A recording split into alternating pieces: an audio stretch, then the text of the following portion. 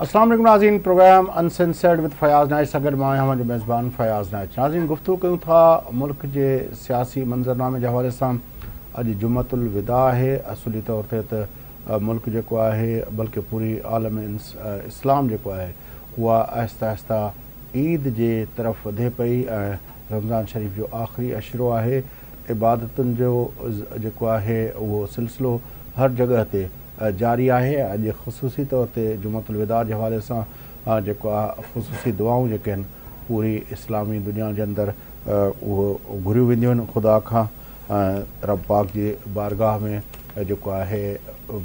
इंसान ज़ात जी बहितरी लाइ ऐं पंहिंजे मिटनि पंहिंजनि दोस्तनि पंहिंजनि प्यारनि जी बहितरी जे लाइ जेको दुआऊं घुरियूं वेंदियूं आहिनि। मुल्क जे इज्तिमाही बहितरी लाइ बि पूरे पाकिस्तान में अॼु दुआऊं घुरियूं वियूं। बहरहाल उहो सिलसिलो पंहिंजी जाइ ते, पर साॻे वक़्तु जेको रियासत जो कारवाहवार आहे उहो बि हले थो पियो ऐं उन हवाले सां जेको हिन वक़्तु मुल्क जे सियासी मंज़रनामे ते अहम सवाल आहे उहो आहे असांजी अदलिया जेका काफ़ी वॾे अरसे खां वठी ख़बरुनि जो महवर ऐं मर्कज़ त रहे थी, पर हिन वक़्तु जेको आहे अदलिया जे हवाले सां इहो आहे त अदलिया जे पारां जेके ख़त लिखियो हुयो 6 जज इस्लामाबाद हाई कोर्ट जा जन चयो त उन्हनि जे कम में मदाख़लत पई थिए। उनखां पोइ उन्हनि 6 जजनि सां पाकिस्तान जे सुप्रीम कोर्ट जे पाकिस्तान जे चीफ जस्टिस साहब उन सां मुलाक़ात कई ऐं मुलाक़ात खां पोइ वज़ीर अज़म सां मुलाक़ात थी। वज़ीर अज़म सां मुलाक़ात खां पोइ फुल कोर्ट बेंच थी ऐं उनखां पोइ जेको आहे हिकिड़ी कमीशन जो हुकूमत ऐलान कयो। कमीशन जे लाइ तसदुक़ जिलानी साहब अॻूणा पाकिस्तान जा चीफ जस्टिस उन पहिरें जेका बकौल हुकूमती पंहिंजो ज़रियनि जे हुन हा कई, पर जॾहिं नोटिफाए थियो त उन इनकार करे छॾियो। उनखां पोइ जेको आहे 7 रुकनी बेंच ठही। उन 7 रुकनी बेंच जेका ॿुधणी कई, उन ॿुधणी खां पोइ जेको आहे 29 तारीख़ ताईं जेका आहे उहा छुटी थी वई ऐं नेक्स्ट हियरिंग जेका थींदी उन केस जी उहा 29 तारीख़ ते थींदी ऐं चीफ जस्टिस साहब पंहिंजी जेका आहे उन हियरिंग जे आख़िरी ॾींहं ते इहो बि चयो त थी सघे थो त फुल कोर्ट बि जोड़ी वञे। चीफ जस्टिस साहब इहो चयो त जेके जज उन ॾींहुं मौजूदु हुया पंहिंजो इस्लामाबाद जे अंदरि उहे सभु जेके आहिनि उन पंहिंजो बेंच जो हिसो बणाया विया, पर कुझु जज साहिबान जेके आहिनि उहे इस्लामाबाद खां वफ़ाक़ी राजधानी खां ॿाहिरि हुआ, तंहिंजे करे उन वक़्तु फुल कोर्ट फौरी तौर सॾाइणु जेको आहे उहो मुमकिन न हो। बहरहाल इन विच में ॿी डेवलपमेंट इहा थी त हिकिड़ो ख़तनि जो सिलसिलो ॿियो जेको अननोन ख़तनि जो सिलसिलो शुरू थियो ऐं उहो ख़त पहिरें चयो वियो त इस्लामाबाद हाई कोर्ट जे 8 जजनि इंक्लूडिंग चीफ जस्टिस जे उहे उन्हनि खे पहुतो, जंहिंमें ख़त में धमकियूं बि हुयूं। साॻे वक़्तु उनमें हिकिड़ो वाइट क़िस्म जो पाउडर बि जेको आहे उनजो ज़िक्र थियो। पोइ उहे ख़तनि जे बारे में ख़बर पई, उहे ख़त सुप्रीम कोर्ट जे जजनि खे बि पहुता, जंहिंमें चीफ जस्टिस काज़ी फ़ाइज़ा साहब बि शामिल आहे। ऐं पोइ वरी ख़बर पई त लाहौर हाई कोर्ट जे पंहिंजो कुझु जजनि खे बि उहे ख़त पहुता। इहो ख़तनि जो सिलसिलो पंहिंजी जाइ ते। ॿिए तरफ़ हीअ जेका डेवलपमेंट्स थियूं आहिनि उन्हनि सभिनी डेवलपमेंट्स ते गुफ़्तगू कंदासूं। पाकिस्तान जे अंदरि अदलिया जेका आहे उहा छो सदाईं इन तरह जे इहो मामलनि खे उनखे मुंहुं ॾियणो पइजी वञे थो। कॾहिं अदलिया खे पंहिंजो परवेज़ मुशर्रफ जे ॾींहंनि में बि अदलिया जेका आहे उहा पंहिंजो एग्ज़ीक्यूटिव जे दबाव जो शिकार थी। पर हिन वक़्तु जेको सिविलियन एग्ज़ीक्यूटिव आहे, इलेक्टेड गवर्नमेंट इन प्लेस आहे, उनजे पारां त इन तरह जी का ॻाल्हि कोन पई थिए। वज़ीर आज़म साहब तोड़े असांजा जेके काबीना जा ॿिया मेंबर आहिनि उहे बार बार चवनि पिया त हिन सिलसिले खे कंहिं बि क़िस्म जी जेका आहे उहा जेका ढिल जेका आहे उहा न ॾिनी वेंदी ऐं अदलिया जी आज़ादी ते को हर्फ़ न अचणु न ॾिनो वेंदो। बहरहाल उन सिलसिले में गुफ़्तगू कयूं था। साईं सोहेल सांगी साहब मुंहिंजा सीनियर सहाफ़ी ऐं नामियारा तर्जुनिगार असां सां गॾु आहिनि ऐं कोशिशि कयूं था त असां सां हिन पंहिंजो कन्वर्सेशन जे अंदरि मुल्क जा मारूफ़ कानूनदान हारून रशीद साहब बि असांखे जॉइन कनि, पर हारून रशीद साहब जेसिताईं जॉइन कनि साईं सांगी साहब हीउ सॼो मंज़रनामो तव्हांजे ख़्याल में हाणे 29 तारीख़ ताईं एॾी देरि जी जेका रखण जो पुठियां तव्हांखे को लॉजिक सम्झ में अचे थो? इन पुठियां हिकिड़ो ई लॉजिक आहे जेको मतिलबु लॻे थो, त ॿिया बि हूंदा,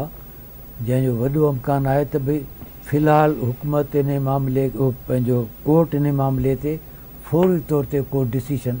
न पई वठणु चाहे, जंहिंखे अंग्रेज़ी में चइबो आहे टाइम बाय करणु, हिकिड़ो वक़्तु वठणु, त उहो वठणु पई चाहे। ऐं ख़ुदि जेतिरो अदलिया जे अंदरि बि ऐं वकीलनि जे तरफ़ां बि जेतिरो उन ते मुसलसिल दबाव आहे जंहिंमें मुंहिंजे ख़्याल में कमीशन वारो मैटर त हाणे आउट ऑफ क्वेश्चन थी वियो, जो कमीशन ते तहक़ीक़ात कंदी। हाणे इहो आहे त भई जेकॾहिं फुल कोर्ट ठहे 7 तहक़ीक़ात त एंड ऑफ द डे को तहक़ीक़ाती इदारो कंदो न। हा, ऐं सुप्रीम कोर्ट जो जेको पंहिंजो हू आहे जेको फोरम आहे उहो तहक़ीक़ात त कोन कंदो न। न तहक़ीक़ात कंदो त कोन, पर ॻाल्हि आहे त हू तहक़ीक़ात में निगरानी त करे सघे थो, जेको अॻे भेरे हिननि हुन में त कयो न मियां नवाज़ शरीफ़ जे केस में,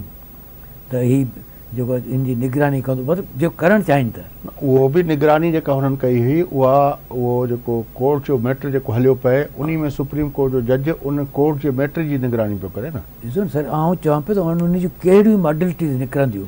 उहो त अञा तय थींदो न। मुल्क जा मारूफ़ कानूनदान हारून रशीद साहब, हारून रशीद साहब अस्सलाम वालेकुम। वेलकम टू शो, बड़ी मेहरबानी आपने टाइम दिया। क्या समझते हैं ये जो जजेस के ख़तों का मामला, एक तो जज साहबान ने ख़त लिखा इस्लामाबाद हाई कोर्ट के जज साहबान ने, फिर उसके बाद जजेस को ख़त आना शुरू हुए,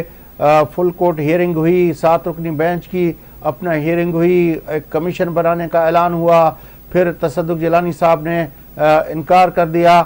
अब हम एक लंबी तारीख दे दी चीफ जस्टिस साहब ने। इसको मजमूई तौर पर हमारी जो अपना बार है, वकला बरादरी है, जो हमारी लीगल फ्रेटर्निटी है, वो इसको किस तरह देखती है? देखें, इस बारे में आज ही हमारी पाकिस्तान बार कौंसिल की मीटिंग हुई थी, जिसमें आन पाकिस्तान से जो मेंबरान हैं वो आए थे और उन्होंने मीटिंग अटेंड की है। और इसमें ये भी डिसाइड हुआ है सबसे पहले कि ये जो कोर्ट में अब प्रोसीडिंग चल रही है, जिसकी डेट 29 अप्रैल की फिक्स है, उसको एक तो जरा अर्ली डिस्पोजल करें इस मैटर को, और दूसरा कोई अगर कमीशन बन सकता है सिटिंग जजेस में से तो सिटिंग जजेस का कमीशन बनाया जाए। और फिर ये जो सतूर कल वाला मामला है इसको भी इंटरोगेट प्रॉपरली किया जाए, ताकि जजेस की जो हरासमेंट है और जजेस की जो परेशानियां हैं उनको दूर किया जाए। हम लीगल फ्रेटर्निटी सारी जजों के प्रॉब्लम को अपना प्रॉब्लम समझते हैं और ये समझते हैं कि जजेस के साथ इस तरह की बर्ताव जो है वो मुनासिब नहीं है, इसलिए कि वो एक ऑनरेबल पोस्ट में है और वो जजेस इंसाफ प्रोवाइड कर रहे हैं और लोगों के इंटरेस्ट उनमें होते हैं कि लोगों को उन्होंने इंसाफ देना होता है। तो इसलिए हमारी तरफ से, पाकिस्तान बार कौंसिल की तरफ से और लीगल फ्रेटर्निटी की तरफ से ये अब रिक्वेस्ट जाएगी और प्रेस रिलीज भी आ जाएगी आज शाम तक कि इसमें मामलात को सीरियस लेके और चीफ जस्टिस साहब मामले को भी मजीद छानबीन भी करें और कमीशन सिटिंग जजेस पे बैठाएं या जो भी है। लेकिन इसमें फुल बेंच का तो फिलहाल ऑर्डर हो ही गया है, अगर फुल बेंच में भी करते हैं तो भी ठीक है, लेकिन कमीशन अपॉइंट करें। तो इसमें हमारी ये रिक्वेस्ट है कि वो जल्दी डिस्पोजल इसकी करें। अच्छा, आप समझते हैं कि 29 तारीख वाला जो अपनी हियरिंग है उसको मजीद अपना क्लोज कर दिया जाए, बल्कि जल्दी कर दिया जाए वो उस हियरिंग को? हमने अपनी रिक्वेस्ट फॉरवर्ड की है। अच्छा, लेकिन जो आप कह रहे हैं कि एक तो कमीशन की बात, सिटिंग सुप्रीम कोर्ट के सिटिंग जज साहबान जो है उनका कमीशन बने, आपके ख्याल में इसके अलावा जो आप कह रहे हैं कि बाकी जो खतूत आ रहे हैं उसकी इंटरोगेशन होनी चाहिए, इंटरोगेशन करने के लिए आपके ख्याल में पाकिस्तान का जो अपना एक रियलिटी है उसके अंदर कौन सा इदारा होगा? क्योंकि वो जो जज साहबान जिन लोगों 6 जज साहबान ने खत लिखा था, उन लोगों ने जिन इदारों का और जिन का जिक्र किया था, उनसे हमारा कौन सा इदारा है जो कॉम्पिटिटिव इदारा है जो उनसे इस तरह की इंटरोगेशन कर सकता है? देखिए, हमारी एजेंसीज तो जाहिर है 4-5 एजेंसीज हैं और वो काम कर रही हैं। और अगर ऑनरेबल सुप्रीम कोर्ट जो फैसला करे कि किसी भी एजेंसी को दे दें या FIA को दे दें या पुलिस के सीनियर मोस्ट जो ऑफिसर्स हैं जो कॉम्पिटेंट है इन्वेस्टिगेशन के, उनके थ्रू भी हो सकता है। ऐसी बात तो नहीं है कि हो नहीं सकता, अगर करेगी तो सब कुछ हो जाएगा। अच्छा, लेकिन आपको लगता है कि आमतौर पर हम देखते हैं कि ISPR की तरफ से ऐसे मामला पे आ जाता है? हमने देखा कि पिछली हुकूमतों के अंदर मुख्तलिफ जो वाक़यात हुए तो ISPR का रद्द-ए-अमल आता था, लेकिन इस मरतबा हालांकि जो जज साहबान का ख़त था वो बिल्कुल डायरेक्ट कर दिया गया हमारे इंटेलिजेंस इदारों के ऊपर कि उन लोगों की मुदाखलत है, लेकिन हमें फौज के तरफ से कोई रद्द-ए-अमल नहीं आया कि वो इंटरनल कोई उसको करेंगे या वो इस मामले को जो है किसी भी इस तरह के नासिर को जो है अपने सफ़ों में बर्दाश्त नहीं करेंगे। इस तरह की कोई इंडोर्समेंट नहीं आई अभी तक। देखिए, अगर नहीं आई है तो ये भी फिर सुप्रीम कोर्ट में मैटर टेकअप होगा, तो जरूरी पार्टीज जो हैं जिनके बारे में उन्होंने कहा है उनके हेड्स को बुला लिया जाएगा और उनसे पूछ तो जाहिर होगी। मसलन ISI के बारे में अगर एलेज करते हैं तो ISI के चीफ को कोर्ट बुला सकती है और उनको कहती है कि ये मैटर को प्रूव करें और हमें जवाब दें इसका। सर, सिटिंग जजेस इसमें क्या मतलब क्या कर सकते हैं? कोई उसका प्रूव तो नहीं कर सकते ना? सारे मामलात को देखेंगे, उन जजेस साहबान को सुनेंगे जिन जजेस साहबान ने खत लिखा है या जिन जजेस साहबान को अब खत वसूल हो रहे हैं, तो इन सारों को उस कमीशन में बुलाया जाएगा और उसमें अपने अपने वो व्यूज देंगे या अपने अपने उनके साथ जो भी हरकत हुई है उसके बारे में वो अपनी बयान रिकॉर्ड करेंगे और फिर मिलजुल के जो एक्सपर्ट हैं वो या जजेस साहबान हैं वो डिसाइड करेंगे कि मामले का क्या होना चाहिए। ये क्या खत जवाबी खत तो नहीं हो गया सर? ये कुछ अजीब सा लग रहा है। नहीं। अच्छा हारून रशीद साहब, ये जो अपना जो पहला खत था 6 जज साहबान का, उसमें उस वक्त के चीफ जस्टिस साहब का भी जिक्र था अपना कि उनसे भी उनकी मुलाकात हुई और उस वक्त इस्लामाबाद हाई कोर्ट के जो चीफ जस्टिस साहब से उसकी भी बातचीत की गई कि उनको, और फिर कहा गया उन जज साहबान को कि हमारी बात हो गई है। तो आप क्या समझते हैं कि उस तहकीकात में पाकिस्तान के साबिक चीफ जस्टिस साहब को भी अपना बुलाया जाएगा, उससे भी इस मामले में कोई बातचीत की जाएगी कि जब ये मामला आपके पास आया तो आपने उस वक्त किन इदारों के साथ रब्ता किया या आपने उस सिलसिले में क्या किया? वैसे ये तो बात है, ये तो क्लियर बात किया, उन्होंने कुछ नहीं किया। और ये इंसिडेंट जो है, जो जजेस साहबान को का खत है उसमें जो इंसिडेंट है वो मई और जून का है और उन्होंने वो चीफ जस्टिस अताब बंदयाल साहब से मिले थे और मिल के अपनी ग्रीवेंस उन्होंने बताई थी। उनका काम था कि ये जो काम आज हो रहा है सुप्रीम कोर्ट की तरफ से, ये उसी वक्त होना चाहिए था। इसमें चाहे वो इन्वेस्टिगेशन हो रही है या जो भी हो रहा है, तो ये प्रोसीडिंग जो होनी थी कि मई जून में ही हो जानी चाहिए। हारून रशीद साहब, इसमें एक चीज और आती है कि कमीशन बनता है या ये जो सिटिंग जज वाला बनता है या कोर्ट, तो दोनों सूरतें में उसका ऑपरेटिव या एक्शन क्या हो सकता है, क्या होगा, उस पर अमल कैसे होगा? कमीशन बनता है तो वो तो अपनी राय देंगे कि जो हमारे पास एविडेंस आई है वो इस नौयत की है और कौन कौन इन्वॉल्व है या कोई एविडेंस है या नहीं है। तो ये तो कमीशन ने अपनी कमीशन रिपोर्ट देनी है, कमीशन ने कोई एक्शन नहीं लेना। एक्शन जो कमीशन की रिपोर्ट पे वो फिर सुप्रीम कोर्ट ही लेगी। अच्छा, वो आपको याद होगा कि असगर खान केस में भी सुप्रीम कोर्ट ने कुछ अहकाम जारी किए थे कि ये इन अनासिर के खिलाफ प्रोब करके इनके खिलाफ कदम उठाया जाए, लेकिन किसी हुकूमत ने नहीं उठाया। उसके अलावा कमीशनों में एबटाबाद कमीशन से लेकर हमूद रहमान कमीशन के नतायज जो हमारे सामने आए उस पर कोई एक्शन न हुआ। आप समझते हैं कि इस तरह की कोई कमीशन की रिपोर्ट आएगी जो अपना सर्द खाने में रख दी जाएगी? नहीं, ऐसी तो होना नहीं चाहिए। जिस तरह आप बात कर रहे हैं, जो साबका ऑर्डर्स हैं उनकी इम्प्लीमेंटेशन होनी चाहिए। जिस तरह अभी तक फैजाबाद धरने की इम्प्लीमेंटेशन नहीं हुई या असगर खान केस की भी नहीं हुई, हालांकि वो क्लियर केस था और उसमें सारी चीज एडमिशन भी हुई थी और सुप्रीम कोर्ट ने ऑब्जर्व किया हुआ है, लेकिन एक्शन अब सुप्रीम कोर्ट का ये काम था उस वक्त सुप्रीम कोर्ट उसको इम्प्लीमेंट करवाती। वो तो सुप्रीम कोर्ट ने सर करवाया था इस तरह से कि डिफेंस मिनिस्ट्री को लिखा गया, फिर उन्होंने डिफेंस मिनिस्ट्री से ये जवाब आया कि भाई इस नाम के तो ब्रिगेडियर हमारे पास थे ही नहीं। बस फिर ये देखे ना, मैं इस बारे में तो कुछ नहीं कह सकता, लेकिन जो एविडेंस आई है वो तो लोगों आई है ना, जो रिकॉर्ड की बात है। सही। अच्छा हारून रशीद साहब, एक वक्फा लेना है, वक्फे के बाद हमारी ख्वाहिश होगी कि आप हमारे साथ रहें, क्योंकि ये जो माजी के कुछ किस्से हम बयान कर रहे हैं, आप जाहिर है उसका हिस्सा रहे हैं, तो हमारे नाज़रीन को आज के दिन उस पर अपडेट किया जाए। नाज़रीन, वक्फा उठता वक्फे का प्रोग्राम करते हुए दास न कर रहे।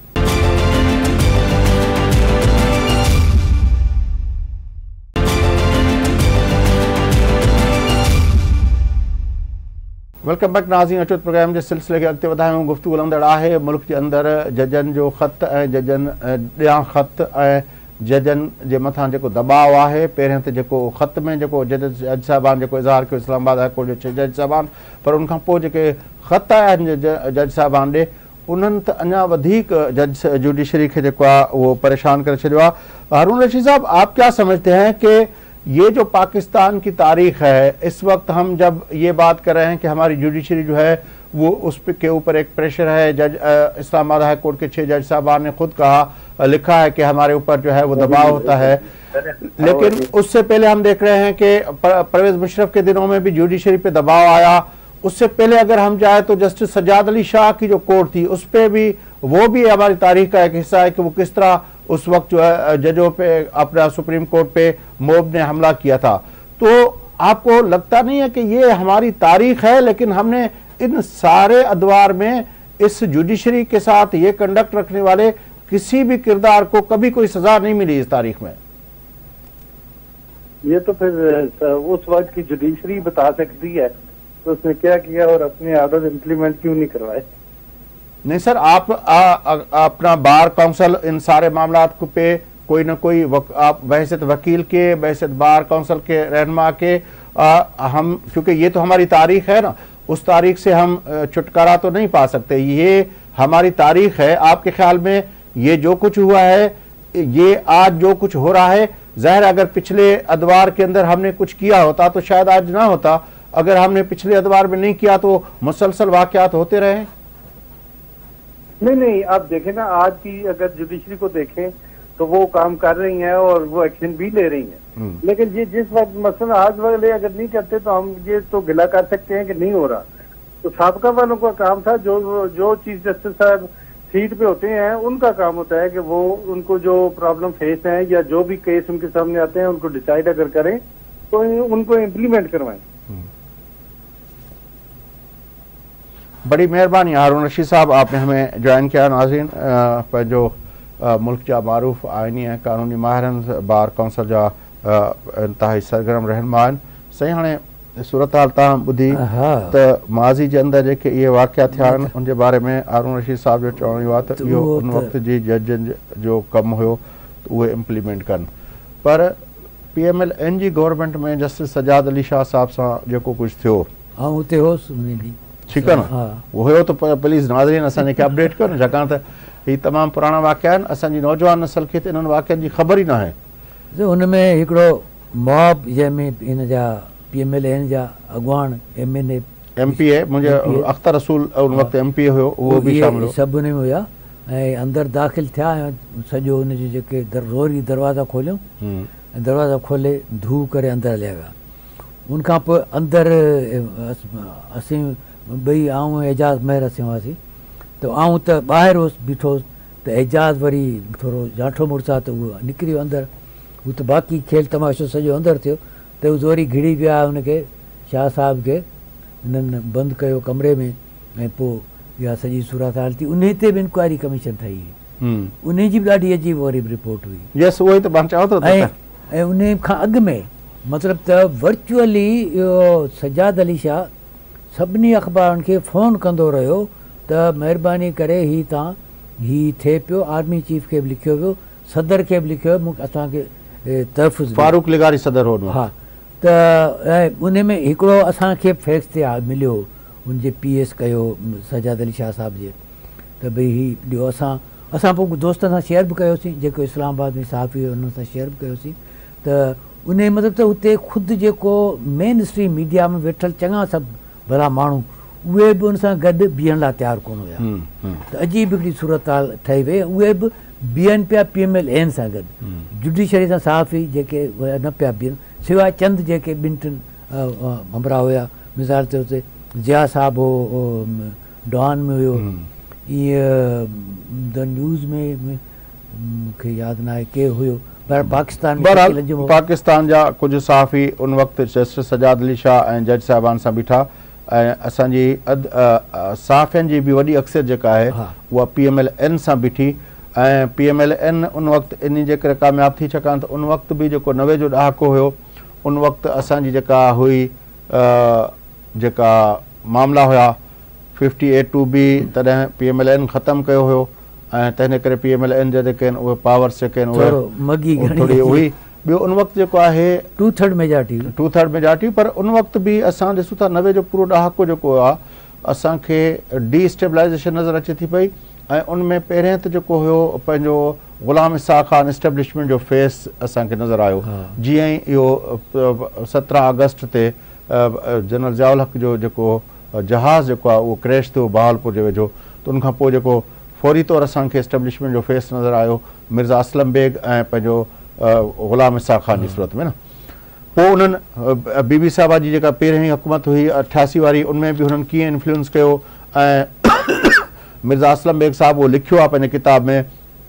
त हुन इलेक्शन खां पोइ बेनज़ीर भुट्टो साहिबा खे अञा वज़ीर अज़म कोन थी, उन पंहिंजे घर दावत ॾिनी, मानी ते घुरायो ऐं उनखे चयूं त इसाक़ ख़ान खे सदर तौरु कंटिन्यू कयो वञे। ऐं उनखां पोइ वरी जेको आहे पंहिंजो साहिबज़ादा याक़ूब ख़ान खां वठी ॿिया केतिरा जेके उहे इस्टेब्लिशमेंट जा उहे माण्हू जेके हुआ उहे उनजो हिसो थिया काबीना जो। ऐं पोइ वरी पर उहा बि 16 इन सॼे क़बूलियत जे बावजूदि बि मतिलबु आहे बेनज़ीर भुट्टो साहिबा त हिकिड़ी पंहिंजो प्रेगमेटिक पॉलिटिशियन हुई ऐं उहा हुनजो त इहो हो त भई हेॾे वॾे अरसे खां पोइ जमहूरी अमल जेको आहे उहो शुरू थिए, उन खे हलणु ॾिनो वञे। ऐं हुन इहे सभु शयूं शर्तूं क़बूल कयूं। पोइ बि 16 महीननि में उन खे 58(2) जो जेको आहे कुहाड़ो हणी उनजी हुकूमत ख़तमु कई वई। वरी नवाज़ शरीफ़ खे पंहिंजी मर्ज़ी सां आंदो वियो, जाइ ठाराई वई ऐं उनजो जेको असगर ख़ान जो केस जंहिं ते पाण हाणे हारून रशीद साहिब सां बि ॻाल्हायोसीं त उहो त जीअं हारून रशीद साहिबु चयो त उनमें त बिल्कुलु वाज़े फ़ैसिलो हुयो, एडमिशन्स हुयूं ऐं चेक नंबर इहो नवाज़ शरीफ़ पैसा वरिता 3.5 मिलियन जेको आहे उहो पीर साहिबु पगारो जेको मरहूम शाह मर्दान शाह साहिबु आहे उन पैसा वरिता, जाम सादिक पैसा वरिता, ॿियनि खे हफ़ीज़ पीरज़ादे मरहूम साहिबु पैसा वरिता, ॿिनि केतिरनि जा नाला उहे समूरा रिकॉर्ड ते आया। पर पोइ थियो छा थियो इहो त पंहिंजो उन मां बि को बि किरदारु जेको आहे उहो उन कटड़े में न आयो। ऐं असांजे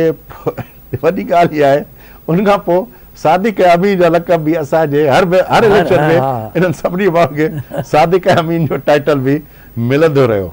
त वरी पर नवाज़ शरीफ़ खे वठी अचणु एॾी इन्वेस्टमेंट करण खां पोइ बि नवाज़ शरीफ़ खे बि हलणु न ॾिनो वियो, नवाज़ शरीफ़ बि ख़तमु। हुनखे कयो न, हिन में त पोइ काकड़ फार्मूला आयो न त जंहिंजे मुताबिक़ चवनि बाबा जे ही वज़ीर अज़म न आहे त तूं सदर बि न आई, ग़ुलाम इसाक़ त उन्हनि ॿिन्ही खे मतिलबु हटायूं। त इहो हिकिड़े क़िस्म मुंहिंजे ख़्याल में हिकिड़ी डील हुई त भई ठीकु आहे नए सिर चूंडूं थियनि, हाणे ही ग़ुलाम इसाक़ ख़ान बि कोन हूंदो ऐं ही बि कोन हूंदो। ऐं ॾाढी मज़ेदार ॻाल्हि त पोइ थोरो अॻिते हली शायदि उन में इहो शामिलु हुयो विधो वियो त पोइ त काकड़ बि कोन हूंदो। थियो इहो इहो कुझु महीननि खां पोइ काकड़ साहिबु जेको आहे सो हलियो वियो। त पोइ इलेक्शन थिया, वरी बीबी साहिबा जे हुकूमत उहा बि न हलणु ॾिनी, वरी 58(2) बि उहो वरी पंहिंजो हुन भेरे, हालांकि हुन भेरे बीबी साहिबा पंहिंजो थोरो इहो कंदे पंहिंजी पार्टी जो लॉयलिस्ट जेको आहे उन खे पंहिंजो फारूक लिगारी खे पाकिस्तान जी प्रेसिडेंसी उनजे हवाले कई ऐं उते विहारियो। पर फारूक भाई चवंदी ठीकु आहे न, ऐं उनजो एॾो ट्रस्ट मुंहिंजे ख़्याल में बेनज़ीर भुट्टो साहिबा जेको ट्रस्ट जे हिसाब सां पंहिंजी सॼी सियासी कैरियर में वॾे में वॾो जेको ट्रस्ट हुनजो फारूक लिगारी ते कयो ऐं आख़िरी वक़्त ताईं उहो अमीन फ़हीम मखदूम अमीन फ़हीम ते बि उनजो ट्रस्ट हो, छाकाणि जॾहिं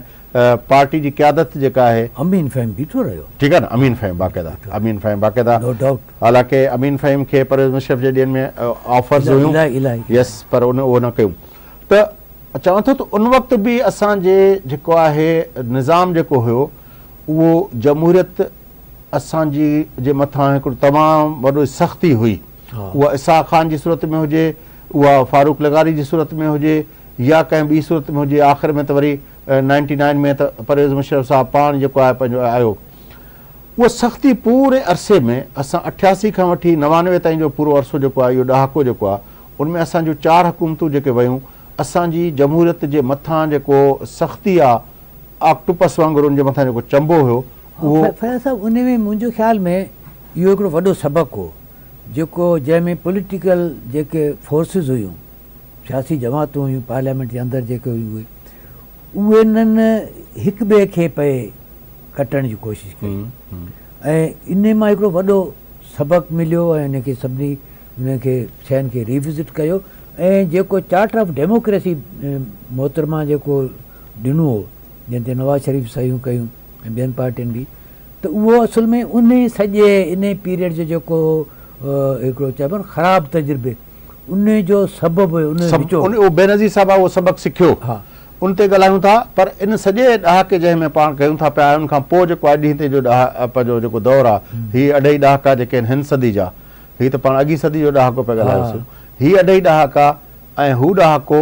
इन में असांजी जुडिशरी जेका आहे जंहिंजे बारे में अॼु पाण कयूं था पिया उन जे किरदार ते बि ॻाल्हायूं था पिया वक़फ़ो वठूं था नाज़रीन वक़फ़े खां पोइ मोटी अची हिन गुफ़्तगू जे सिलसिले खे अॻिते वधाईंदासीं हुन सां गॾु रहजो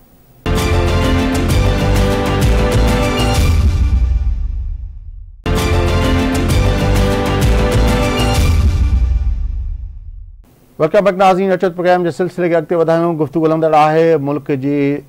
तारीख़ ऐं ख़ासि तरह जमहूरी इदारा ऐं जमहूरी रिवायतूं ऐं उन जे अंदरि जेको आहे उन जे मथां राता ऐं उन जे लाइ मुश्किलातूं ऐं उन सां गॾोगॾु असांजी अदलिया जेका आहे उहा उन सॼे प्रोसेस जे अंदरि किथे बीठी आहे छाकाणि त अॼु जेका असांजी अदलिया आहे उन जे मथां हिकिड़ी सख़्ती जो ऐं जो मथां हिकिड़ी परेशानी जो जेको आहे उहे मामला हलनि पिया असांजे इस्लामाबाद हाई कोर्ट जे 6 जज साहिबान जेको ख़त लिखियो सुप्रीम जुडिशल काउंसिल खे जंहिंमें चयो वियो त जेका असांजी इंटेलिजेंस इदारनि पारां उन जे कम में मुदाख़लत कई पई वञे पर उनखां पोइ जेको आहे जेके मामला थिया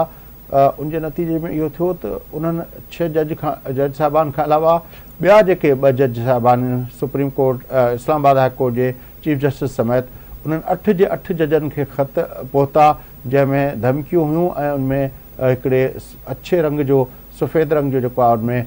पाउडर बि हुयो जेको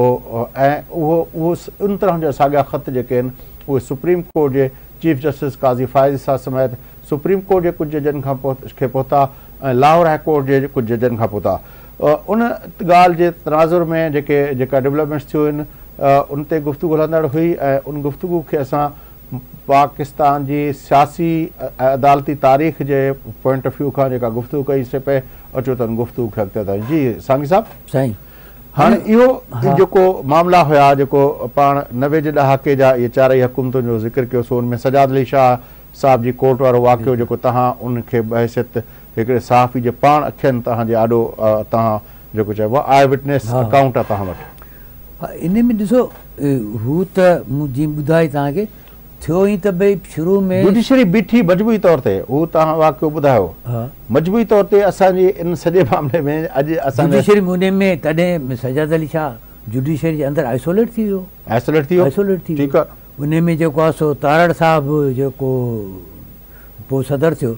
उन जे लाइ इलाही शयूं मशहूरु थियूं त थेला खणी वियो कोइटा वियो सभिनी खे वञी मञराई उहो त सॼी मतिलबु मीडिया में रिपोर्टेड शयूं उहे सभु त उहो बि हिकिड़ो थियो त मतिलबु उन महिल जुडिशरी सजाद अली शाह सां गॾु कोन बीठी अच्छा नतीजे में हाणे हिकिड़ी जेका ख़राबी जुडिशरी जी जेका जंहिंखे चवंदा जदीद दौर जी जुडिशरी त उन में जेका इहा ख़राबी आई त जुडिशरी ओॾी महिल सजाद अली शाह सां न पे बीठी पोइ इहो थियो त पोइ जुडिशरी जॾहिं जुडिशरी सां इहो सॼो थियो त हुनखे पतो पियो ठीकु आहे हाणे त सियासतदाननि सां बि करे सघे थो त पोयूं दौरु सॼो तव्हां ॾिसंदो जेको मुशरफ वारो पीरियड आहे उहो ऐं उनखां पोइ बि त उहो जुडिशरी सियासतदाननि सां कुझु न कुझु कंदी रही एतिरे क़दुरु जो जेको मियां नवाज़ शरीफ़ जे लाइ जेको जजमेंट आई अकामा में बि ऐं जंहिंमें हुनजे लाइ लफ़्ज़ लिखिया विया त हीउ जेको आहे पंहिंजो गॉड फादर आहे ऐं सिसिलियन माफिया जो लफ़्ज़ इस्तेमालु कयो हाणे जज साहिबान हीउ लफ़्ज़ पिया त इहो असुल में उतां खां ऐं जेकॾहिं अञा बि हुनखे प्रीसाइज़ कजे त साकिब निसार जो कुझु ऑडियो बि असांजे साम्हूं गुज़रियो हुजे न मुंहिंजो त इहो त मुंहिंजे ख़्याल में मियां साहिब खे ज़रूरु यादि ईंदो हूंदो त जेकॾहिं आउं सजाद अली शाह इहो न करियां त पोइ अॼु जेको आहे अॼु माना आई मीन जॾहिं इहो सिसिलियन माफिया वारो लिखनि पिया त पोइ शायदि हुन सां इहा ॻाल्हि ई न थिए हा त पोइ ख़ुदि हिकिड़ो जुडिशरी पंहिंजे तौर ते हिकिड़ो जेको थियो न पावर में हुनजो हिसो वठणु पावर में त उन्हनि तॾहिं वॾो कमु कयो जॾहिं अॻिते हली छाकाणि त वरी जॾहिं परवेज़ मुशर्रफ जो दौरु आयो त उन वक़्तु जेको नवाज़ शरीफ़ जी हुकूमत थी त जुडिशरी नवाज़ शरीफ़ खे परवेज़ मुशर्रफ खे पावर ॾेई छॾिया त तव्हांखे जेको वणे तव्हां आइन में तरमीमूं करे छॾियो हुन त जुडिशरी खे बि कढी पोइ वरी जॾहिं जेको वक़्तु आयो त जॾहिं जुडिशरी सम्झो त असां हाणे परवेज़ मुशर्रफ सां बि मुआदो अटकाए सघूं था जॾहिं पंहिंजो इफ्तिखार चौधरी साहिबु रिज़ाइन करण खां इनकार कयो एॾा सगारा आहियूं ठीकु आहे न, जो सिपाही सालार सां असीं करे सघूं त उन वक़्तु जेको थियो त पोइ जेको क़ैदो बद जूं सहूबतूं हुयूं ऐं उहो जेको इस्लामाबाद जे जॾहिं चीफ जस्टिस इफ्तिखार चौधरी साहिबु जेको आहे पैदल जेको आहे कोर्ट वञण जी कोशिशि कई, जॾहिं हुनजे घरनि खे ताला लॻी विया, कोर्ट खे ताला लॻी विया, पोइ उनखे जेको असांजे कैमरा जी अखि जेका आहे पूरे दुनिया ॾिठो त उनखे जेको इस्लामाबाद पुलिस जेके धिका ॾिना, जेको उनजे उनखे उहो सॼो कुझु थियो। त जुडिशरी जो इहो जेको असां वटि सूरत हाल आहे उन जी वॾी वजह जुडिशरी पाण न आहे सांगी साहिबु, छाकाणि त जस्टिस मुनीर खां वठी जेकॾहिं असां ॾिसूं जितां पाकिस्तान जे अंदरि जेको आहे पंहिंजो पहिरीं कॉन्स्टिट्यूंट असेंबली खे जेको आहे टोड़ियो वियो ऐं पंहिंजो जेको आहे उनमें तमीज़ुद्दीन साहिबु जेको स्पीकर हुयो उहो केस खणी जेको आहे सिंध कोर्ट वियो, चीफ कोर्ट सिंध उन जे हक़ में फ़ैसिलो ॾिनो, पर पाकिस्तान जी सुप्रीम कोर्ट उन वक़्तु जस्टिस मुनीर साहिबु जेको आहे मेरिट ॾिसण खां सवाइ जेको आहे चयो त भई इहो हुन कोर्ट जो ज्यूरिस्डिक्शन न हुई, तंहिं करे उनजो फ़ैसिलो नल एंड वाइड आहे। टेक्निकल ग्राउंड्स ते हुन जेको आहे पंहिंजो उहो कयो, उहो केस जेकॾहिं उन वक़्तु असांजा अॼु जज साहिबान मेरिट जे बुनियाद ते ई फ़ैसिलो कनि हा, जेकॾहिं पंहिंजो सिंध जे चीफ कोर्ट जो कोर्ट फ़ैसिलो कयो उहो जेकॾहिं जस्टिस मुनीर जी फेडरल कोर्ट खे उहो न पियो वणियो त उन जे केस जे मेरिट ते को फ़ैसिलो कनि हा, उहो असांजो रिकॉर्ड थो हुजे हा त हिननि ग्राउंड्स ते हुननि फ़ैसिलो रद्द कयो। उहो तव्हां ॾिसंदो त उनखां पोइ अयूब वारो सॼो पीरियड जुडिशरी जो सवाइ जेको जस्टिस कियानी जो हुया, रुस्तम खान कियानी, सो उन जा हू आहिनि कुझु शयूं, बाक़ी त सॼो तव्हांखे ईअं लॻे थो भुटे साहिब जे ॾींहंनि में बि ईंजो ई रहियो सॼो। अच्छा उनखां पोइ अॻिते अचो ज़िया वारो त सॼो पंहिंजे साम्हूं आहे। भई कोर्ट जेका आहे आला जुडिशरी उहा हिकिड़े मेजर समरी मिलिट्री जे उन जी बि उनखे रिव्यू नथी करे सघे, पर जुडिशरी में के इंडिविजुअल वॾा नाला जस्टिस दुराब पटेल, जस्टिस भगवान दास, वॾा नाला इंतिहाई मुतबर नाला अॼु बि जॾहिं यादि था अचनि त बिल्कुलु असां जॾहिं जुडिशरी जे ख़राब किरदारनि जो ज़िक्र कयूं था, नो डाउट उहे हिकिड़े आइडियल जे तौर ते रहिया, पर ओवरऑल उन सां उन जे नतीजे में जुडिशरी जो को करेक्टर चेंज न थी सघे। यस, पर इहे नाला वॾा हुया जिन में कियानी जो ॿुधायो उहो वॾो नालो, यस कियानी साहिबु हुजे, तुराब पटेल हुजे या भगवान दास हुजे, इहे उहे वॾा नाला हुया। उनखां पोइ वरी रिसेंट जे अंदरि काज़ी फाइज़ी साहिब जो नालो बि वॾे एतिराम सां वरितो वञे थो। काज़ी साहिब जो नालो एतिराम सां वरितो वञे, उन जी बेसिकली ॿ जजमेंट्स हुयूं, हिकिड़ी जेका कोयटा वारी वकीलनि जे मथां जेको हमलो थियो उन ॿियो जेको फैज़ाबाद धरणे वारी, इन जे करे उनजो, ऐं पोइ इहो थियो त पोइ ख़ुदि काज़ी साहिब ऐं उनजी घरवारी ते जेके केस थिया उन जे करे इहो सॼो थियो, त उहो हिकिड़ो उन में रहियो आहे, मतिलबु हुनजो हिकिड़ो रिप्यूटेशन ठही आहे, माहौल ठहियो आहे। बाक़ी उनखां पोइ मतिलबु हूअं त सुठो वकील सम्झो वेंदो आहे त वकील या जज, वकील बि रहियो हूंदो न, पर हुनजी वकालत जे ज़माने जी का ॻाल्हि अञा ताईं अहिड़ी मंज़र आम ते न आई आहे। हा, हेल जेका बि हुनजी ॻाल्हि आहे उहा बहसियत हिकिड़े जज जे ऐं उहा बि सुप्रीम कोर्ट जे जज जी हैसियत में जेके इहे ॿ फ़ैसिला तव्हां ॾिना आहिनि, हुन जो नालो जेको थियो आहे उहो इन्हनि ॿिनि फ़ैसिलनि जे करे थियो आहे। बिल्कुलु थियो। हाणे विच में सॼे पीरियड में तव्हां जेको मुशरफ वियो उनखां वठी करे वेंदे जेके शयूं थियूं उन में जुडिशरी जो को अहिड़ो को बल्कि डिस्ट्रक्टिव रोल रहियो आहे जेको जमहूरी इदारनि खे टोड़ण में उन में कमु आयो आहे, पॉलिटिकल सिस्टम खे टोड़ण में कमु आयो। नतीजे में पोइ त उहो जेको थींदा आहिनि मकाफ़ाती अमल, पोइ त जुडिशरी जो ख़ुदि अंदरि बि थींदो रहियो न शयूं। पोइ इहो बि थियो त बाक़ाइदा इहे कोशिशूं थियूं त जुडिशरी में जेके भर्तियूं कराइजनि उहे पंहिंजनि माण्हुनि जूं कराइनि। साईं जॾहिं अरिड़हीं तरमीम थी, पंहिंजो इफ्तिखार चौधरी साहिबु पंहिंजो अरिड़हीं तरमीम जे मथां जेका हिकिड़ी दरख़्वास्त दायर कराए, चयो त बाबा असां जुडिशरी जे मुतलिक़ जेको अरिड़हीं तरमीम में जेके मामला आहिनि उहे जेकॾहिं अकॉर्डिंग टू आवर विशिस जेका आहिनि उहे तय न कंदव त असां तव्हांजे इनखे स्ट्राइक डाउन करे छॾींदासीं। साईं साहिबु तव्हांजी वॾी महिरबानी। पंहिंजो अॼु जेको प्रोग्राम जो वक़्तु पूरो थिए थो। नाज़रीन, गुफ़्तगू तव्हां ॿुधी मुल्क जे अंदरि अदालतुनि जे मथां जेको दबाव आहे उन हवाले सां जेको हेल्थ जूं डेवलपमेंट्स हुयूं उन ते मुख़्तलिफ़ जेको व्यू पॉइंट्स हुआ उहे उन ते गुफ़्तगू कईसूं ऐं ख़ुदि असांजी सियासी अदालती तारीख़ जेका आहे उहा बि असां तव्हां ताईं उनजे हवाले सां उनजा मुख़्तलिफ़ जेके पासा आहिनि मुख़्तलिफ़ जेके वाक़िया आहिनि उहे तव्हां ताईं पहुचाइसूं। प्रोग्राम जो वक़्तु पूरो थिए थो, पंहिंजे मेज़बान फयाज़ नाइच खे इजाज़त सदाई गॾु।